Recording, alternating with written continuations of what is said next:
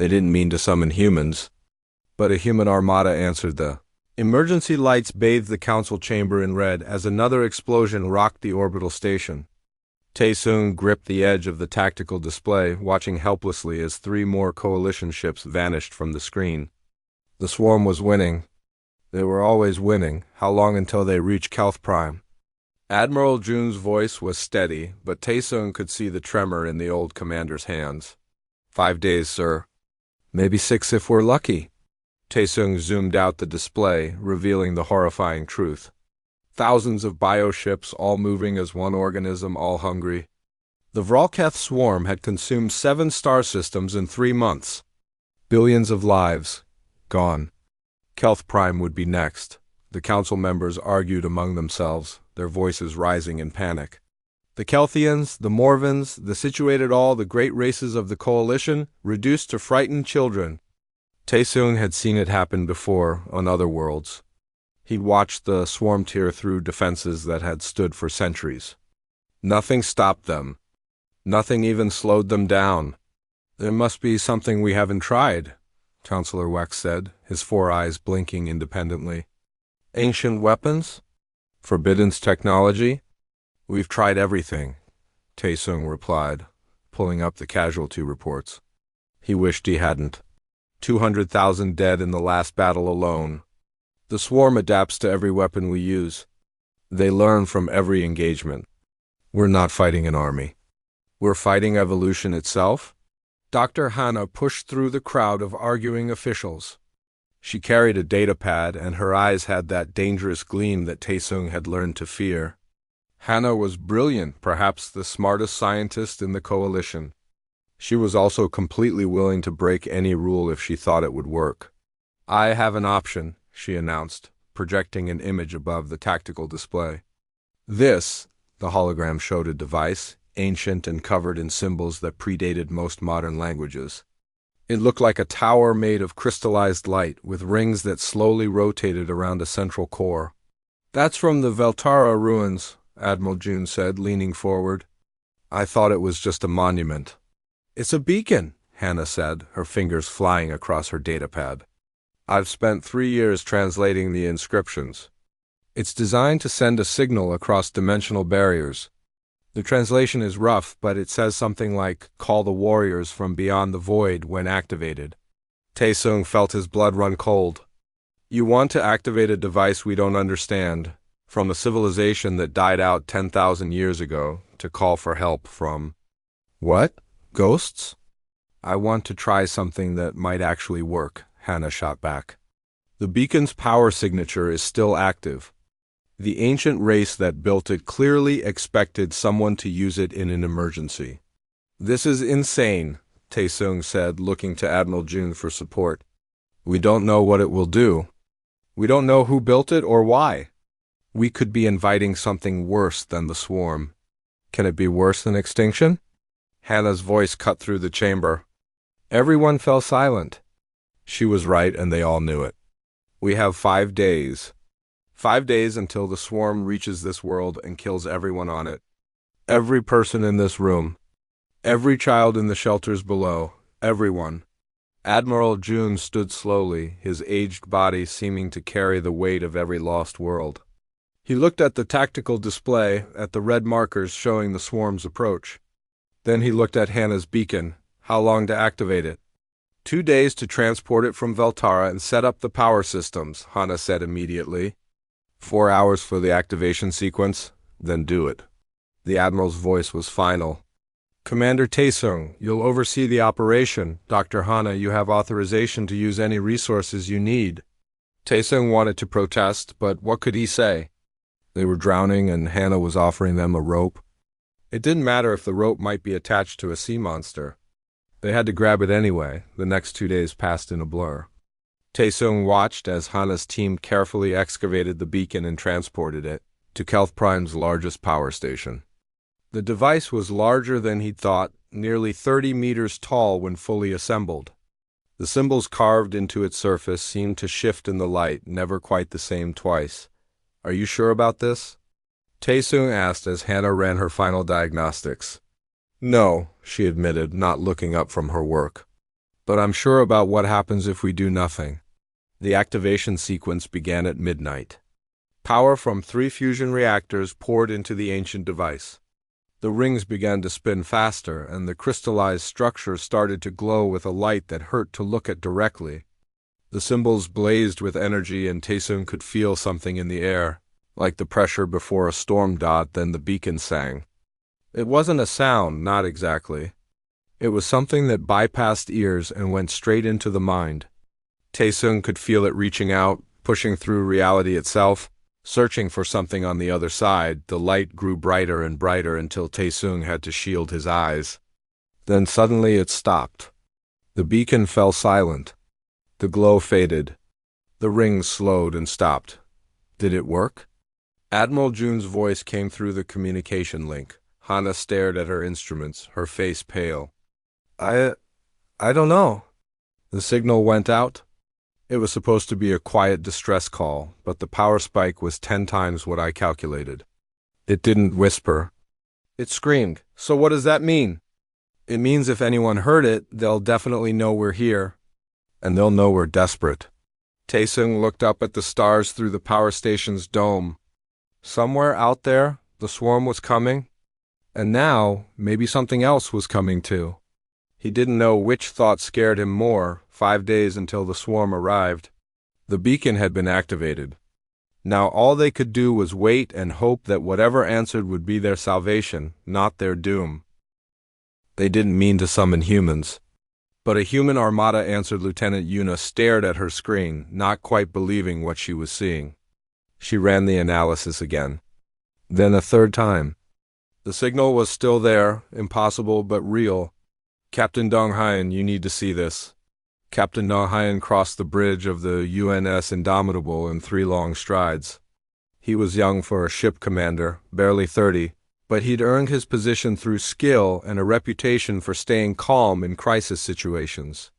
That calm was about to be tested. What am I looking at, Lieutenant? A Type 7 Alliance call, sir. Yuna's fingers danced across her console, pulling up layers of data. The signature is unmistakable. But that's impossible. Type 7 protocols haven't been used in over 3,000 years. Donghain felt his heart rate spike. Every officer in the Earth fleet learned about Type 7 calls in their first year of training. They were the highest level of distress signal, used only by members of the ancient Confederation. A Type 7 meant that an entire civilization was about to die. Origin point? Kelth Prime, edge of the Perseus Arm, approximately 800 light-years from Earth. Yuna pulled up the stellar map. Sir, the signal contains genetic markers. They're calling for humans specifically. The bridge fell silent. Every officer had stopped what they were doing to listen. Humanity had been quietly living on the edges of galactic civilization for 200 years. They traded with a few species, maintained a handful of embassies, but mostly kept to themselves. It was safer that way. The galaxy was dangerous, and humans had learned the hard way that getting involved in other people's wars was a good way to make enemies. Send this up the chain immediately, Donghayan ordered. Fleet Admiral G1 needs to see this. 10 hours later, Donghayan stood in the briefing room of Earth's Fleet Command, watching as the most powerful military leaders in human space argued about what to do. Fleet Admiral G1 sat at the head of the table, her face unreadable as she listened to both sides. This isn't our fight, Ambassador Seok said, his voice firm. We have no formal relations with the Kelth Coalition. Getting involved could expose our position to hostile forces throughout the sector. The beacon demands a response, Admiral Byung-woo countered. He was old, one of the few officers who remembered when humanity first reached the stars. Type 7 protocols are binding. Our ancestors signed treaties. This is a matter of honor. Honor won't protect Earth if we reveal our capabilities to the wrong people.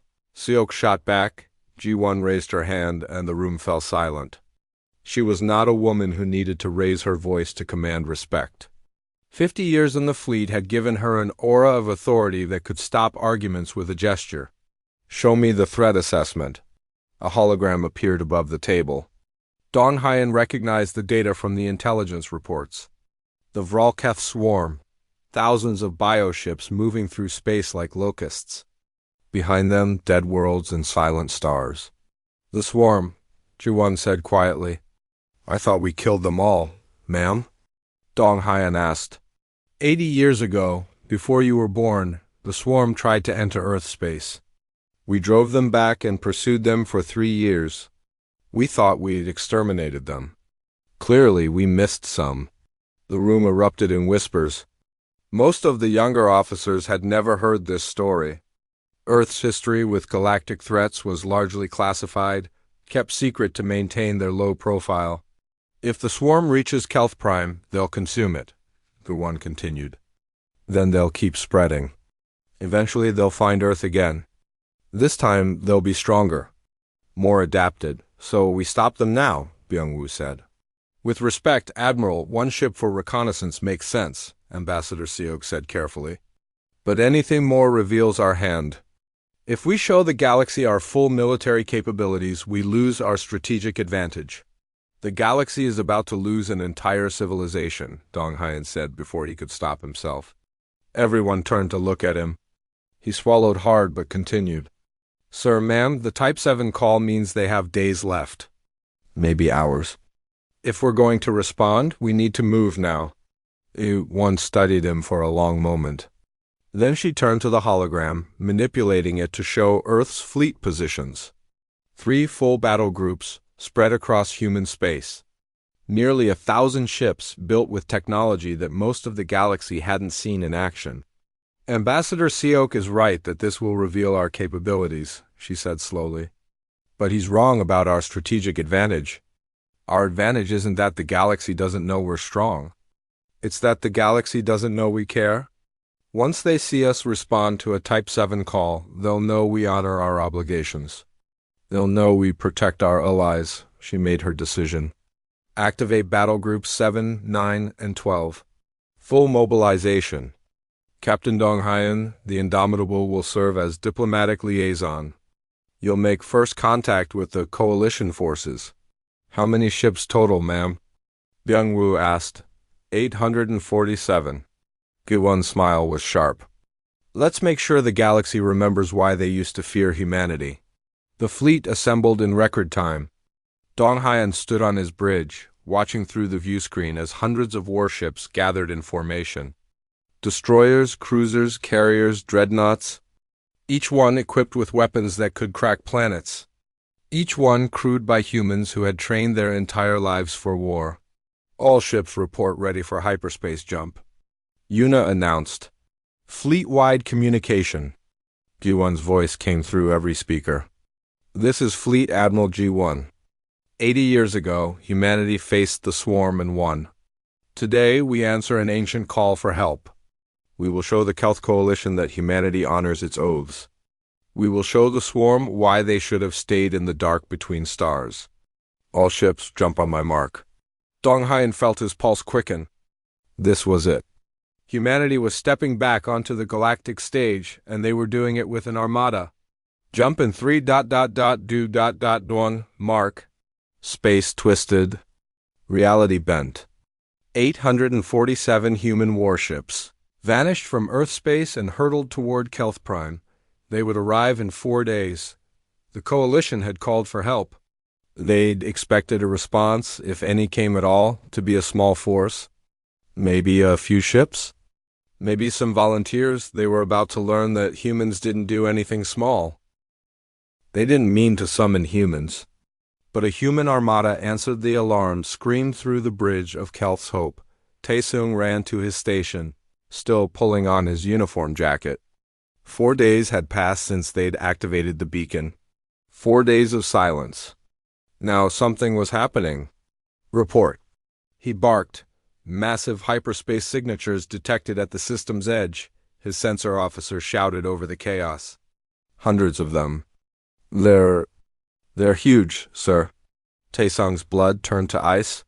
The swarm wasn't supposed to arrive for another day.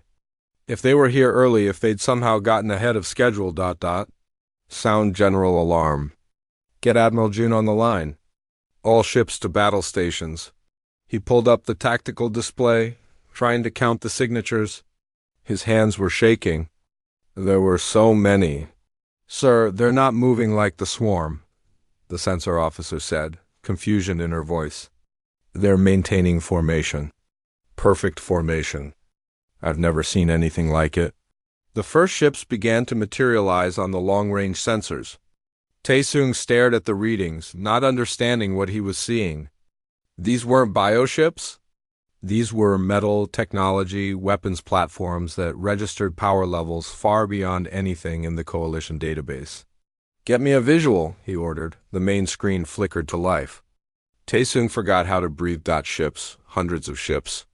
They hung in space like birds of prey, dark gray and angular, covered in armor plating and weapon emplacements. Each one was massive, easily twice the size of the largest Coalition vessels. And they just kept coming, jumping into reality in waves, taking up positions with mechanical precision. How many? Taesung whispered.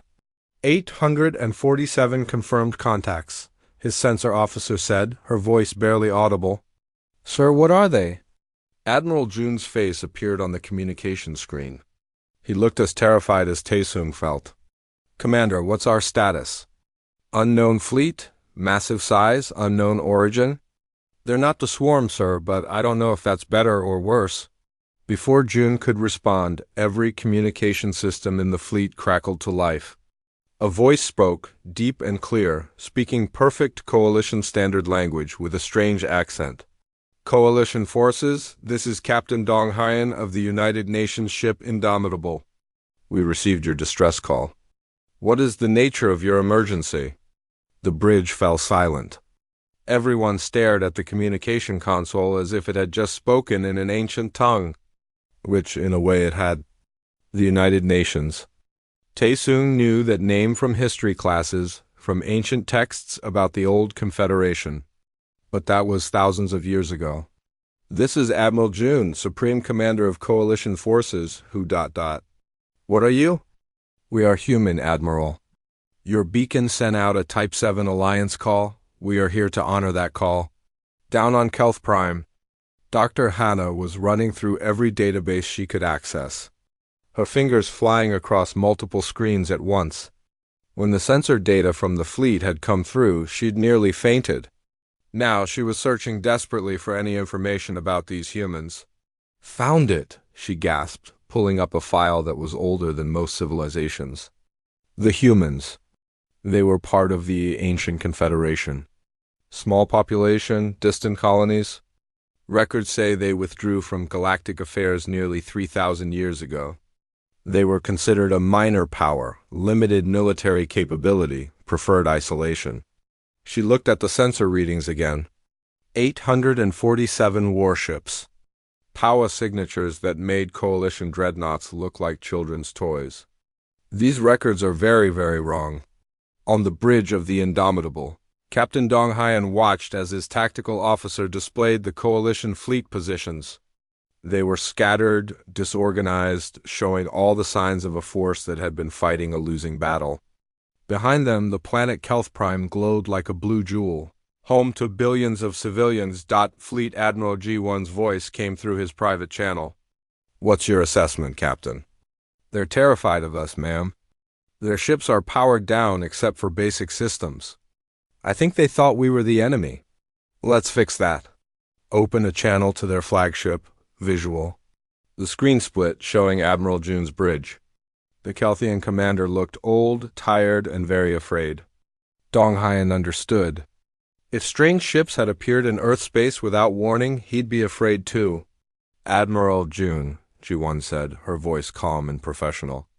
I am Fleet Admiral G1 of the Earth 3rd Expeditionary Fleet, your beacon activated in Ancient Alliance Protocol.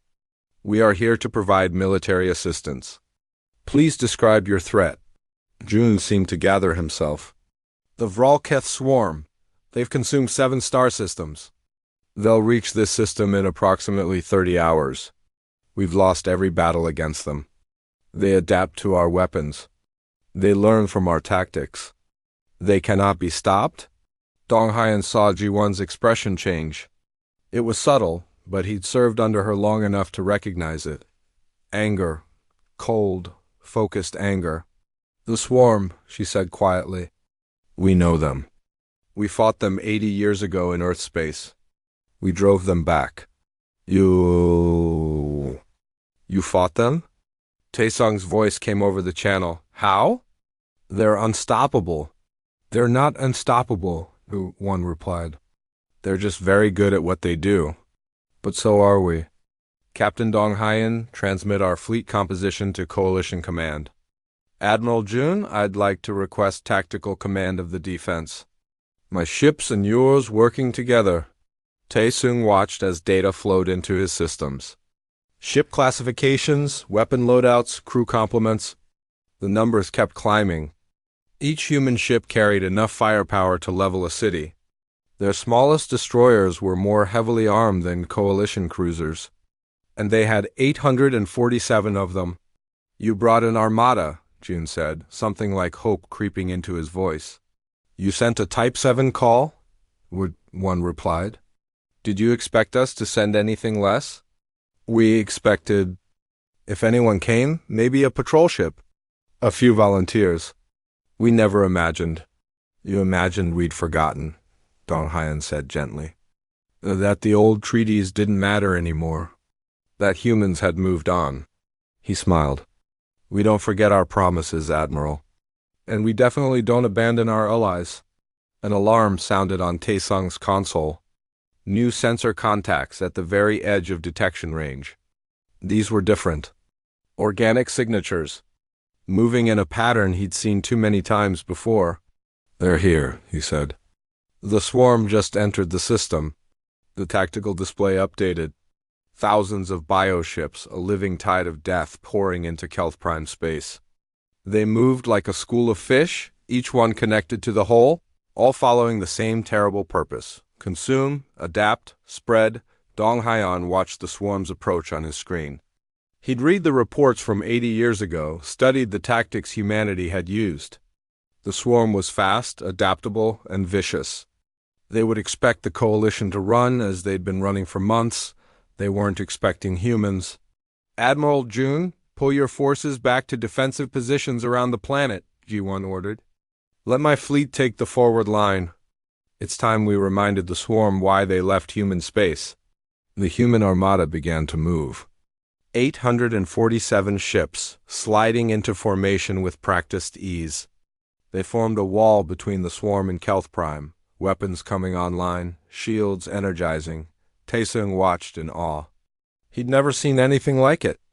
The precision, the power, the complete absence of fear. All ships, Jawan's voice rang out across every human vessel. Battle stations. Weapons free. Show them what Earth sends to those who threaten the innocent. The swarm rushed forward, expecting easy prey. They were about to learn that humans played a very different game. They didn't mean to summon humans, but a human armada answered the swarm, came like a living wave, thousands of bioships moving with one mind. Taesung had seen this before. They would rush forward, overwhelming their enemy with sheer numbers, absorbing damage while they analyzed weaknesses. Then they would adapt and strike back twice as hard. He waited for the human fleet to break formation, to scatter, to show the first signs of panic. Instead, they held the line. Perfectly still. Perfectly ready. Swarm entering weapons range in 60 seconds, Lieutenant Yuna reported calmly from her station on the Indomitable. Around her, the bridge crew worked with quiet efficiency. No panic. No fear. Just professionals doing their job. Captain Dong Hyen watched the tactical display. The swarm's attack pattern was predictable, probably because it had worked so many times before. Overwhelm the forward line, break through, scatter the defenders, then pick them off one by one. Forward screen, prepare to engage, he ordered. Target their lead elements. Fire on my mark. The swarm rushed closer. 50 seconds, 40, 30. All batteries locked, his weapons officer reported. Fire, space lit up. The human forward line opened fire simultaneously, and Taesung's sensors nearly overloaded trying to track all the weapon signatures. Railguns launching tungsten projectiles at relativistic speeds. Missile pods releasing hundreds of warheads. Energy beams that burned through the vacuum of space. The first wave of swarm ships simply ceased to exist. Hundreds of bioships vaporized in an instant. But more kept coming, flowing around their dead like water around stones. "They're still coming," Taesung's sensor officer said unnecessarily. 10,000 contacts and counting. "Let them come," Ju-won's voice cut through the communication channel. "All ships maintain formation. Point defense systems active. Show them what discipline looks like." The swarm crashed into the human line like a tsunami hitting a seawall. Bioships tried to grapple with human vessels, to attach themselves and bore through the hulls. Automated defense systems shredded them before they could connect. Acid sprays that had melted coalition armor burned off human shields without leaving a mark. Organic missiles that normally burst through hulls were intercepted and destroyed by defensive fire so dense it looked like a solid wall. Dong Hyan watched his ship's systems with satisfaction. The Indomitable's hull hadn't even been scratched. Around him, the human fleet was grinding the swarm's attack to nothing. Not through overwhelming force, but through sheer technical superiority. "They're trying to adapt," Yuna reported. "Changing their approach vectors, modifying their attack patterns." "They can adapt all they want," Dong Hyan replied. "We've been fighting adaptive enemies for centuries. Helm, take us forward. Let's introduce them to human carrier tactics." The Indomitable pushed through the battle line, 3 other carriers following in formation. From their launch bays, thousands of fighter drones deployed. Each drone was controlled by advanced AI, capable of independent decision-making and tactical analysis. The Coalition had banned such technology as too dangerous. Humans had perfected it. The drones swept through the swarm like wolves through sheep. They were too fast, too agile, too smart. Swarm bioships that had evolved to fight large. Capital ships found themselves harassed by enemies that could outthink them and outfly them. Taesung couldn't believe what he was seeing. For months, the Coalition had been losing. Every battle had been a retreat. Every engagement had cost them ships they couldn't afford to lose. Now, watching the human fleet fight, he finally understood why. The Coalition had been fighting a war of survival. The humans were fighting a war of extermination. "Commander!" His sensor officer shouted. "The swarm is deploying boarding organisms. Thousands of them." Taesung's heart sank. This was how the swarm had taken his last ship. Millions of small organisms, each one the size of a fist, would swarm over a vessel, cutting through hull plating, finding any way inside. Once they breached the interior, they would kill everyone aboard in minutes. "Alert the human fleet," he started to say. But his words died as he saw what was happening. The human ships had already detected the boarding organisms. Across the fleet, automated systems activated. Electromagnetic pulses fried the organisms by the thousands. Chemical weapons, banned by every coalition treaty, vaporized entire clouds of them. The few that made it through found themselves unable to penetrate human armor, designed specifically to resist exactly this kind of attack. "They've done this before," Dr. Hannah's voice came through from the surface. She was watching the battle through the sensor feeds, analyzing every human tactic. Every weapon system, every defense, every tactical decision. They've fought the swarm before and studied how to beat them. On the Indomitable's bridge, alarms suddenly blared. "Contact!" Yuna shouted. Large signature emerging from the swarm's rear formation. "It's massive, sir. 3 times the size of our largest dreadnought." Dong Hyan pulled up the visual feed. The Hive Command ship? The swarm's brain, the coordinating intelligence that controlled thousands of individual bioships. During the war 80 years ago, humanity had learned that destroying these ships fractured the swarm, left them confused and vulnerable. "Tactical," he snapped. "Plot me a course through their formation." "Navigation, I need a corridor we can exploit." "Sir, that's suicide," his tactical officer protested. "We'd have to go through the heart of their fleet." "Then we better move fast." "Fleet Admiral, this is Captain Dong Hyan. Requesting permission to conduct a strike mission on the Hive Command ship." One's response was immediate. "Granted. Battle Group 7 will provide cover fire. You have 15 minutes before I commit all forces to pursuit. Make it count. Lieutenant Yuna, you have the helm. Get us there. Yuna's hands flew over her controls. Aye, sir. All hands brace for combat maneuvers. The Indomitable dove into the swarm formation. Behind them, 6 destroyers and a dozen fighter wings followed. Swarm bioships converged from all sides, but the human ships were moving too fast.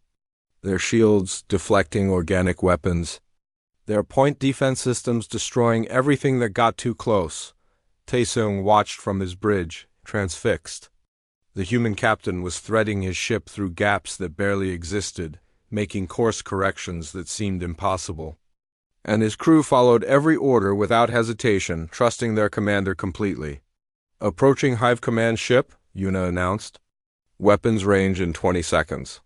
The massive organism loomed ahead of them, a grotesque fusion of ship and creature. Weapons batteries covered its surface. Brio weapons activated, firing clouds of acid and organic missiles. The Indomitable's shields held, burning bright with absorbed energy. All forward batteries, target their central mass, Dong Haiyan ordered. Antimatter torpedoes, full spread. I want that thing dead. The weapons officer smiled. With pleasure, sir. 12 antimatter torpedoes launched, each one guided by its own AI, each one making micro-adjustments to avoid the Hive Command ship's defenses. They impacted within a second of each other, and the resulting explosion briefly outshone the system's star. When the light faded, the Hive Command ship was gone. Just debris and rapidly dissolving biological matter. Across the swarm fleet, the effect was immediate. The coordinated attack patterns broke down. Bioships began moving erratically, some attacking each other in confusion. The unified force that had consumed 7 star systems suddenly became a mob of individual organisms, all acting on instinct instead of strategy. Now! Yi-1's voice rang out. All ships, full offensive. Don't let a single one escape. The human fleet surged forward. What had been a defensive battle became a hunt. Swarm bioships tried to flee, but human destroyers pursued them. They tried to scatter, but fighter drones tracked them down. They tried to adapt, but humans had been fighting adaptive enemies since the age of computers and artificial intelligence. Taesung watched for 18 hours as the battle turned into a massacre. His coalition ships helped where they could, but mostly they watched in awe as humanity demonstrated what it meant to be the apex predator. The swarm had ruled through evolution and adaptation. Humans ruled through intelligence, technology, and the simple refusal to lose. When it was over, when the last swarm bioship had been reduced to floating wreckage, Taesung looked at his casualty reports. 23 human ships lost. 104 coalition vessels. Against a force that should have killed them all. This is Fleet Admiral G1 to all ships, the announcement came. Battle is concluded. Begin recovery operations and damage assessment. Well done, everyone. Today we reminded the galaxy that humanity protects its own. Taesung sat back in his chair, exhausted and amazed. The swarm was gone. Kelth Prime was saved. And the galaxy would never look at humans the same way again. They didn't mean to summon humans, but a human armada answered 3 weeks after the battle. Taesung stood in the Great Hall of Kelth Prime, watching as Admiral Jun prepared to address the assembled coalition leadership. The room was packed with representatives from dozens of species, all talking in hushed, urgent voices. News of the battle had spread across the galaxy at light speed. Everyone wanted to know about the humans. They're afraid, Captain Dong Haiyan said quietly. He stood beside Taesung, wearing his dress uniform, looking uncomfortable with all the attention. Not of the swarm anymore.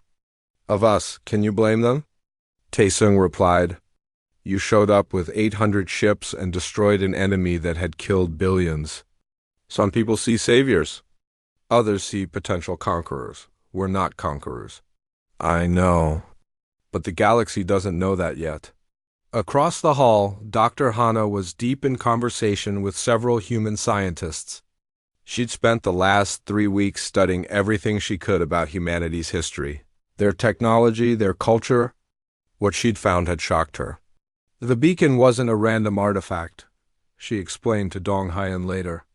The ancient civilization that built it, they were called the Architects. They founded the first Galactic Confederation over 10,000 years ago, and humans were part of it. We were. Dong Haiyan looked surprised. Early human colonies, yes. Your ancestors helped build the alliance that eventually became the modern coalition. Then 3,000 years ago, humans withdrew. The records say it was because of a philosophical disagreement about intervention versus isolation.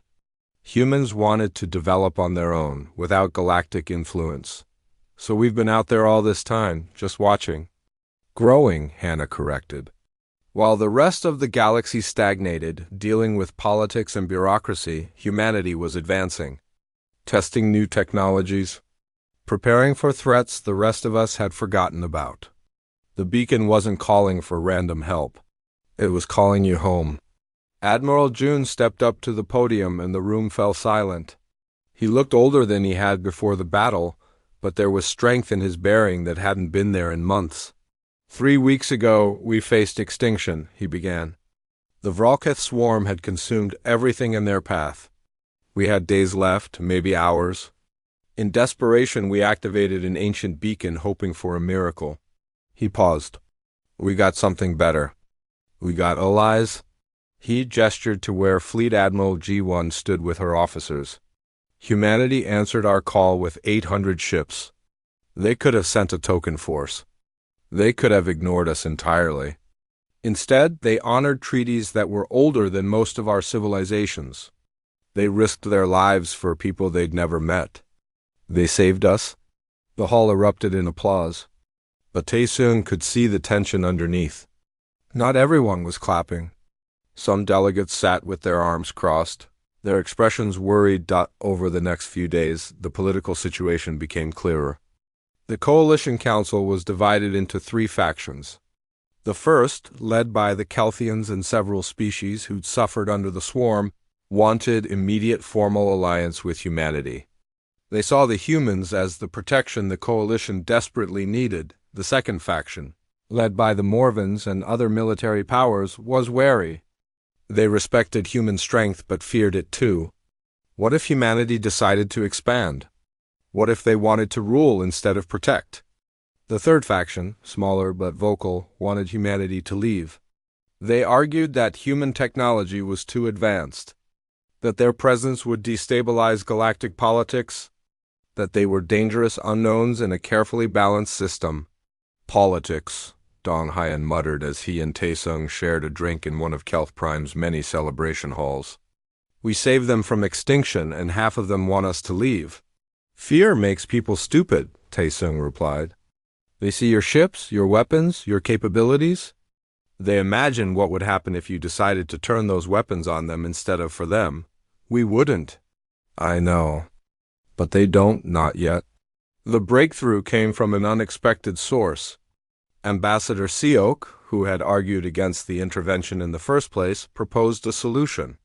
Earth would not join the coalition as a member state. Instead, they would form a mutual defense pact.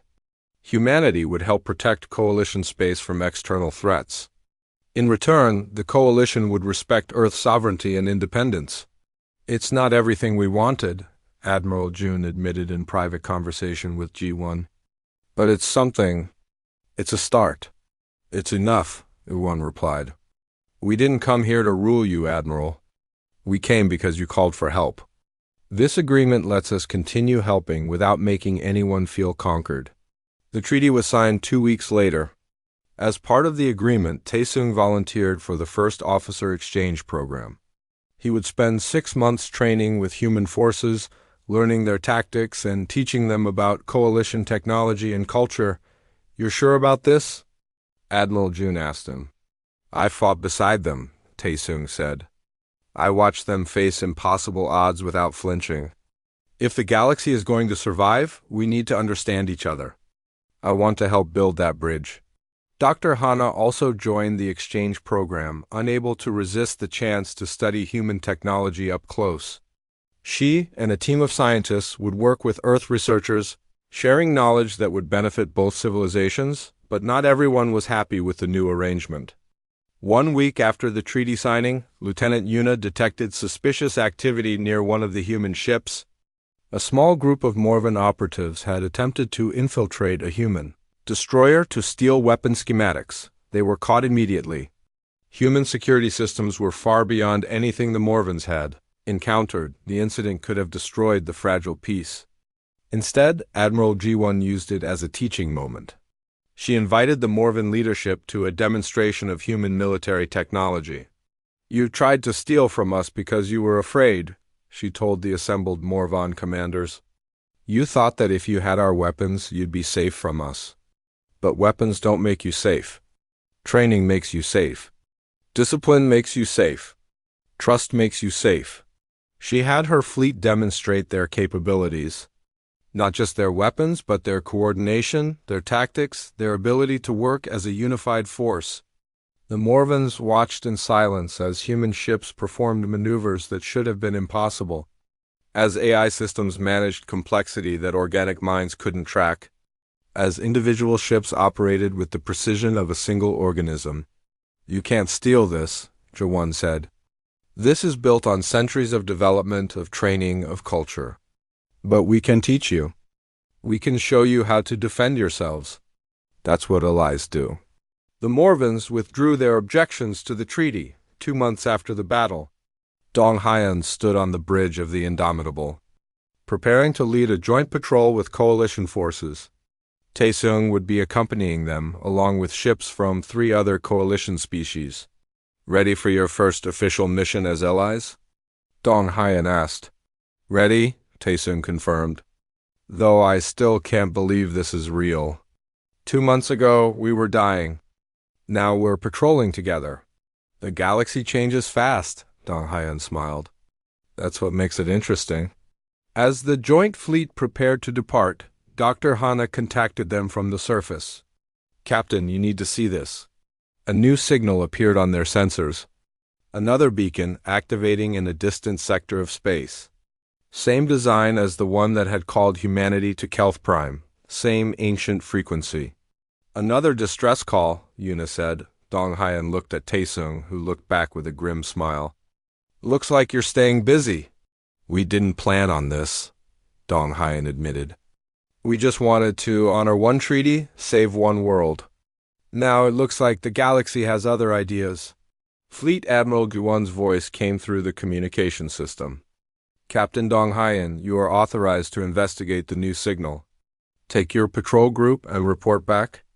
Let's see who else needs our help." As the Indomitable turned toward the new beacon's coordinates, Taesung stood beside his human allies and felt something he hadn't felt in months. Hope. The swarm was gone. Humanity had returned to the galactic stage.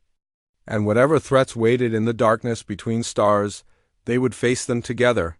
The galaxy had tried to die alone. Instead, it had found humanity. And humanity, despite 2,000 years of isolation, despite every reason to stay hidden, had answered the call. They didn't mean to summon humans. But now that humanity had returned, the galaxy would never be alone again.